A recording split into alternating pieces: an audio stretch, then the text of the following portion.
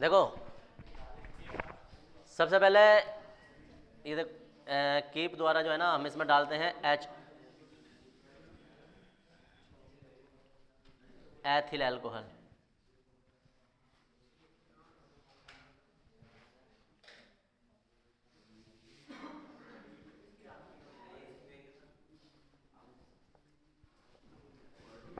देखो इधर C2H5OH plus सांद्र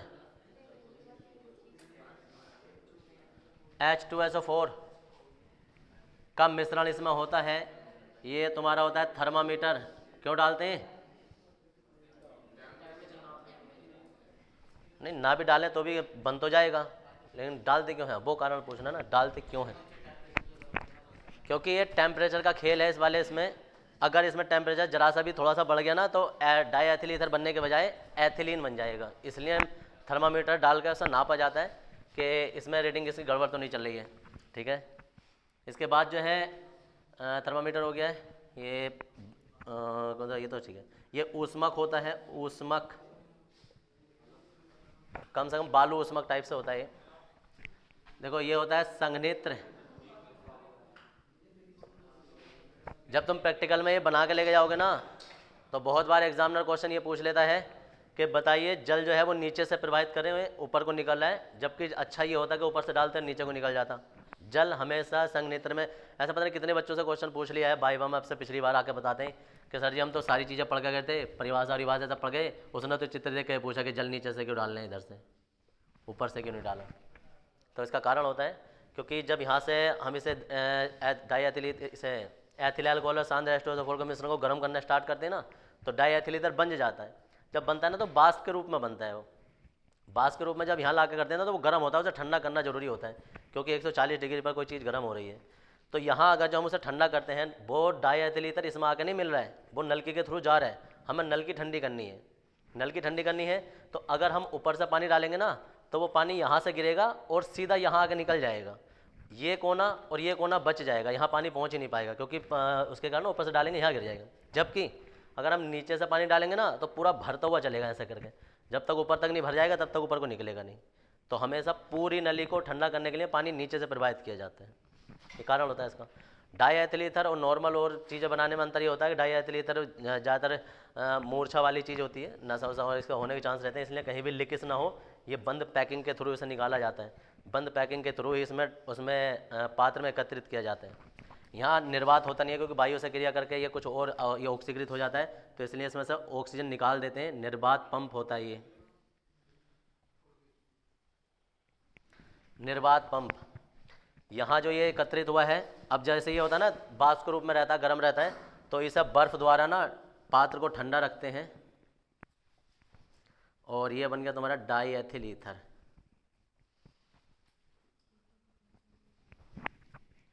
ये होता है। तो अगर तुम्हें इसकी हिंदी लिखने की जरूरत पड़े, पहली बात तो अभी इतनी कुछ खास जरूरत पड़ेगी नहीं, पड़ेगी तो यहाँ से लिखोगे कि सर्वप्रथम एथिल अल्कोहल तथा सांद्र H2SO4 के मिश्रण को एक फ्लास्क में भरकर, ठीक है ना, उसमें एक कीप तथा थर्मामीटर लगा देते हैं। जब इसे गर्म करते हैं तो डाई एथिल ईथर बनना प्रारंभ हो जाता है, जिसे संघनित्र के द्वारा एक पात्र में एकत्रित करते हैं। इस पात्र में निर्वात पंप लगा होता है जिसके द्वारा इसमें निर्वात उत्पन्न किया जाता है और ऑक्सीजन की संपूर्ण मात्रा यहाँ से निकाल ली जाती है। यह पात्र एक बर्फ़ के अंदर रहता है ताकि जब डाई एथिल ईथर पात्र में एकत्रित हो तो उसे ठंडा किया जा सके और द्रव अवस्था में ये आ सके। ये होता है द्रव अवस्था में लाने के लिए, वरना ये वाष्प अवस्था में रहेगा। जब ठंडा कर लेते हैं तो अच्छा गाढ़ा सा द्रव बन जाता है डाई एथिल ईथर। इतना तुम्हें लिखना है, जो दिख रहा है चित्र में वही लिखना है, ठीक है ना जी। आज ये चैप्टर खत्म होने वाला है, 2 चीज़ें और रह गई हैं इसकी। हेडिंग लिख देंगे भौतिक गुण। भौतिक गुण आज किस चीज़ का पेपर है? मैथ का है तो आधे लोगों का होगा, आधे का नहीं होगा। फिर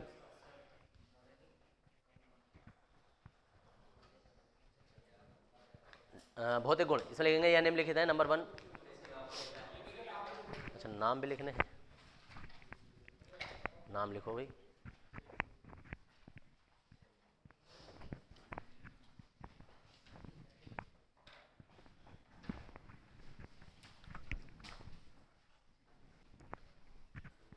लेंगे नंबर 1 में प्रथम 2 सदस्यीय ईथर पहले ईथर के जो 2 सदस्य होते हैं वो गैस होते हैं, तो प्रथम 2 सदस्य ईथर, प्रथम 2 सदस्य ईथर गैस होते हैं, गैस होते हैं,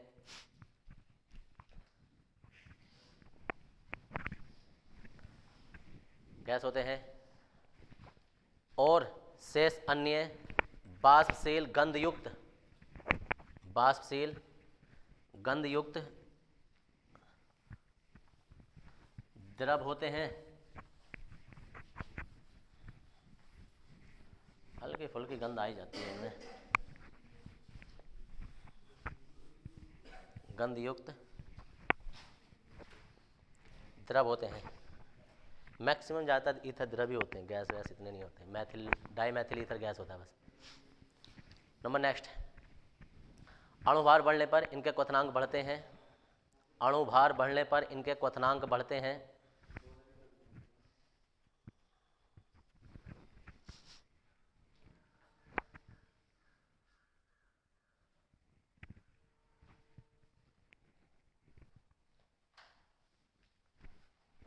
बढ़ते हैं। नंबर नेक्स्ट,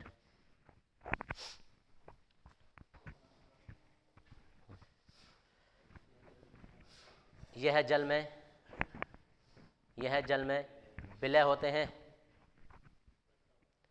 यह जल में विलय होते हैं।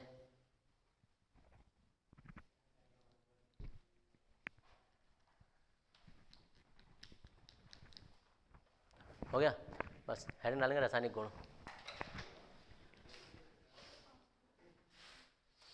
रासायनिक गुण,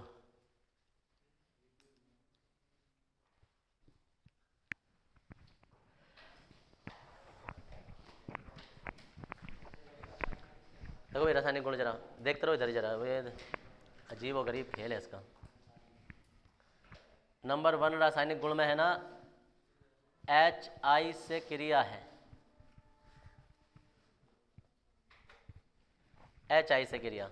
अब HI से क्रिया जो ना 2 तरीके से होती हैं। जैसे हमारे पास डाई एथिल ईथर है CH2 और CH3 की क्रिया हम HI से कराते हैं। HI पीछे चारों जितने भी बैठे हैं इनका, इसका नाम बताओगे? इसका नाम क्या है? ये एयर पूरा प्लस पैगा इक्वल टू खत्म, बिल्कुल ही खत्म। अबे हाँ भी पीछे रजा पब्लिक स्कूल वालों, घोर बेइज्जती। इधर पीछे की लाइन में, हाँ जी इधर, तुम बताइयो पैगे में से नाम, इसका नाम कमाल की बात। हाँ जी पैगे वाले तुम बताइयो। हाइड्रो आइडो, हाँ ये सा है, बढ़िया नाम है साला, हाइड्रो आइडो। लिख लियो इसे भी, दूसरे उसमें हो सकता है अगली खोज में ये आ जाए। हाँ जी लड़कियों में से जरा गंज वाली बताएंगे, पैगे वाले। हीलियम, हीलियम, हाँ जी तुम बताइए, तुम बताइए। आवाज़ आ गई? अभी नहीं आई? इधर 3 लोगों ने नाम सही बताया तो भी नहीं आई। हाँ भी करण,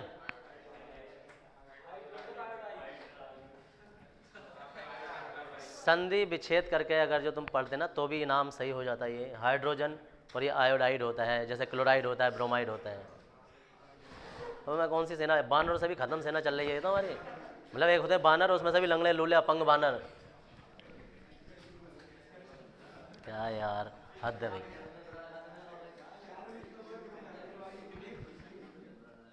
ठंडा करने पर, देखो भाई ठंडा करने पर होता ये है, ये कहीं से भी यहाँ से कहीं से ब्रेक होता है। ये इतनी बारीकी से पता उन्हें समझाया जाता है जो बड़े हाई लेवल की तैयारी करते हैं, वरना तुम लोगों को तो भाई एथिल अल्कोहल किससे क्रिया करा दो वो बन गया बस, भाग जाओ ऐसे। ये चीज़ होती है, जैसे तुम लोगों को ना तुम्हारे हालात बड़ी बारीकी से उन्हें समझाया जाता है। जो सब पूछते हैं सर जी और बताइए जरा इसके अंदर और ये हुआ क्यों ऐसा, मतलब अंदर उत्सुकता हो, उनके अंदर कौतूहल छुपा हो तो उन्हें समझाया जाए। अब गधे घोड़े आराम से कुछ भी पढ़ाया जाओ आधा-धुंध। फर्स्ट ईयर वाले वो जहाँ से पढ़ गए भाई साहब फिजिक्स और केमिस्ट्री सही करवाते करवाते परेशान हो, पता नहीं अब अगर तुमसे पढ़ाना नहीं आता है तो बच्चों के साथ धोखा मत करो। इतनी सारी चीज़ें गलत करवा रखी हैं, परिभाषाएँ सब गलत। आधा धुंध पढ़ाने पर लग रहे हैं और बच्चे पढ़ रहे हैं, क्या करा जाए? ये होता है। अब अगर जब पढ़ा रहे हो, इस पर माइनस होगा, इस पर प्लस होगा, H प्लस होगा, I माइनस होगा, बता दो क्या बन जाएगा? CH3 CH2 O के साथ क्या जाएगा? O के साथ H जाएगा और CH3 CH2 ये I चला जाएगा। इसका नाम हो जाएगा एथिल एल्कोहल और इसका नाम हो जाएगा एथिल आयोडाइड। अभी रुक जाओ, पूरा नहीं हुआ है। अगर हम इसे ठंडा ना करके गर्म कर दें डाई एथिल ईथर को, बिल्कुल भाई साहब, गर्म कर दें, और गर्म का मतलब होता है कि 100 डिग्री टेम्परेचर, ठंडा करने का मतलब होता है 0 डिग्री सेल्सियस, इसमें 100 डिग्री सेल्सियस पर करते हैं तो अब बॉन्ड जो है ना वो एक नहीं टूटता, अब दोनों टूट जाते हैं। मतलब ये भी प्लस दर्शाएगा, ये भी प्लस दर्शाएगा, ये माइनस दर्शाएगा, दोनों बॉन्ड, ये भी अपनी ओर को तोड़वा लेगा, ये भी अपनी ओर को तोड़वाएगा बंद, क्योंकि ऑक्सीजन तो 2 बंद वैसे लेकर -2 दर्शाता है, ये तो पता है, ये भी ना पता है। ऑक्सीजन पर -2 होता है तो ऑक्सीजन अलग हो गया। अब ऑक्सीजन अलग हो गया तो अब इनसे तो क्रिया करेगा नहीं, क्योंकि इनसे तो निकल के आया है, फिर किससे करेगा? ये प्लस है, ये माइनस है, किससे करेगा? अब ऑक्सीजन क्रिया करेगा, बाकी और का तो हिसाब बाद में लगाएंगे। ऑक्सीजन किससे क्रिया करेगा? H से। O और H मिलकर क्या बनाएंगे? हाइड्रोक्सी। O और H एथिल अल्कोहल बनेगा। H और O मिल रहे हैं और दुनिया में दूसरा यौगिक नहीं है। अगर H और O आपस में क्रिया करें तो समझ गए। अब पता नहीं कैसे लोग हैं यार, दूसरा यौगिक ही संभव नहीं है। H और O के मिलने पर सिर्फ एक ही यौगिक संभव है यार। तो जल निकल जाएगा। अब जल निकला है तो 2H की जरूरत पड़ी है, 2H की जरूरत पड़ी है तो यहाँ 2 है। अब बात हो गई कि I 2 हो गए, तो ये भी प्लस है, ये भी प्लस है, एक I से मिलेगा, एक I से मिलेगा, तो यानी कि 2 बार एथिल बनेंगे। ये जरूरत से ज़्यादा हलवा अभिक्रियाएं हैं अगर जो तुम ढंग से समझो तो, और ना समझने वाले के अंदर रटेगा, आज रटेगा कल तक सफा हो जाएंगी ये अभिक्रियाएं। ये है नाम, नाम इनका ये खुद चीख चीख के कहता है कि मेरा नाम लिखो और मेरा नाम ये है, क्या है? डाई एथिल और क्या है? Ethyl iodide. तो जी जब डाईएथिल, हिंदी देखो इसकी, जब डाईएथिल ईथर को HI के साथ ठंडा करते हैं तो एथिल अल्कोहल तथा एथिल आयोडाइड प्राप्त होता है, कोई एक्स्ट्रा उत्पाद नहीं निकलता है। और जब डाईएथिल ईथर को HI हाइड्रोजन आयोडाइड के साथ गर्म करते हैं, ठीक है ना जी, गर्म करते हैं तो एथिल आयोडाइड ही प्राप्त होता है, उसमें एथिल अल्कोहल नहीं बनता है, ये होता है एथिल आयोडाइड प्राप्त होता है बस। और इसका सेकंड जो गुण है वो है क्लोरीन से क्रिया, क्लोरीन से क्रिया, क्लोरीन से क्रिया भी देख लो। क्लोरीन से क्रिया है कि CH3 CH2O CH2 CH3, जरा ध्यान से देख लेंगे इसे। क्लोरीन से क्रिया भी 2 बार होगी, एक बार अंधेरे में होगी, अंधेरे में, और एक बार उजाले में नहीं होती है, एक बार सूर्य के प्रकाश में होती है। तो हाँ, अब इसमें होता क्या है कि यहाँ से या तो ऑक्सीजन के ये वाला या ऑक्सीजन के ये वाला, एक H हटेगा और उसकी जगह एक Cl आ जाएगा, ये हो जाएगा CH3CH और यहाँ से एक Cl लग जाएगा, एक H हटकर, बाकी किसी से कुछ नहीं कहेंगे। और निकला क्या होगा? एक H कम हुआ होगा, एक Cl कम हुआ होगा, तो HCl निकल गया होगा। हम इसे माइनस में यहाँ क्यों लिख रहे हैं? क्योंकि अभिक्रिया आगे को चलने वाली है अभी। और दोबारा से क्या होगा? फिर दोबारा से क्लोरीनीकरण होगा और वो भी अंधेरे में होगा, अंधेरे में। अब दोबारा से क्लोरीनीकरण करेंगे तो अब ये वाला H नहीं हटेगा, अब उसका दूसरा वाला H हटेगा, तो यहाँ से H हट जाएगा और एक Cl इसकी जगह आ जाएगा, तो यहाँ हो जाएगा CH3 CH2O CH, एक Cl तो यहाँ लगेगा, एक Cl यहाँ लगेगा, और CH3, और अब जो है आगे को अभिक्रिया चलेगी नहीं, HCl। इसके जरा नाम की बात आती है तो ये डाई एथिल ईथर है,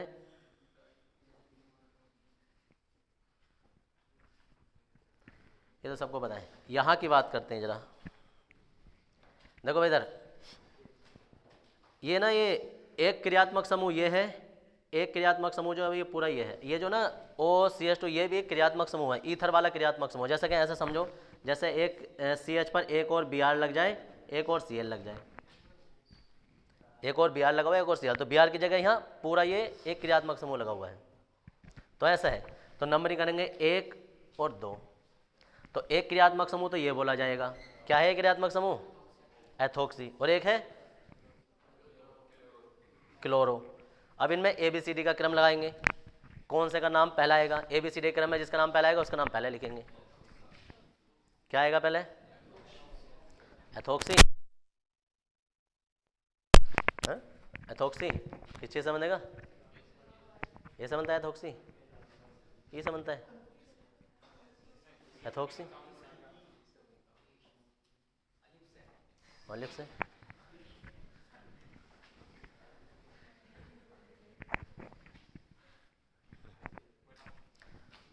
तो जी फिलहाल एथेन होता है और एथोक्सी इससे बनेगा, ठीक है जी।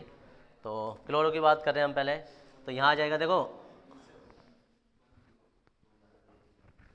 1 क्लोरो 1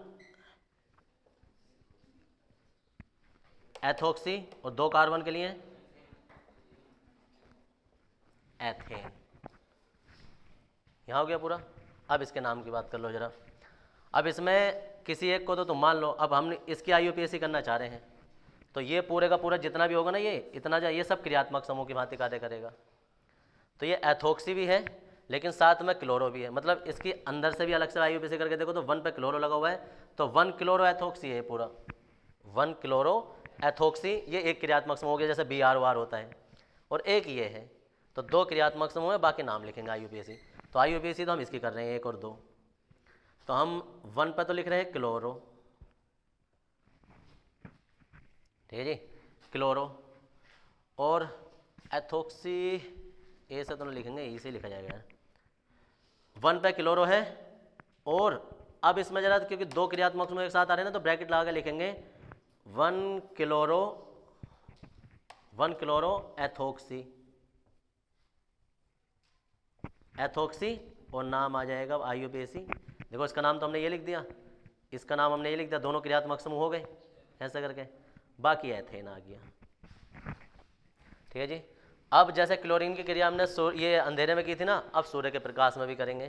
तो जब सूर्य के प्रकाश में करेंगे तो क्या होने वाला है? ये है CH3 CH2O CH2 CH3। क्लोरीनीकरण करेंगे सूर्य के प्रकाश की उपस्थिति में तो HNu लिख देते हैं, पता है इस बात का?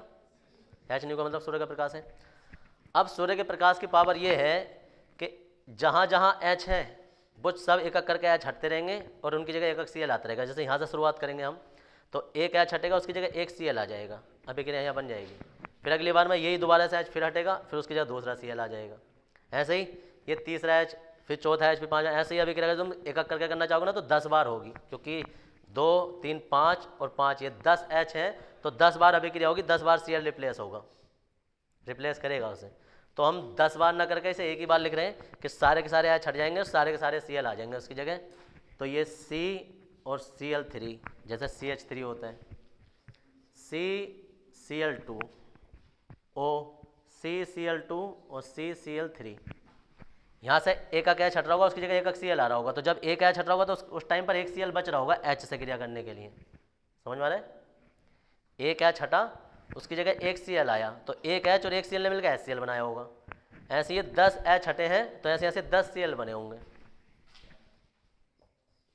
10 HCl बने होंगे। तो कितने क्लोरीन की जरूरत पड़ी? अब कितने से गुणा करें? यहाँ 10 यहाँ लग गए, 10 यहाँ लग गए, 20, 10। इसका नाम होता है पर क्लोरो डाई एथिल ईथर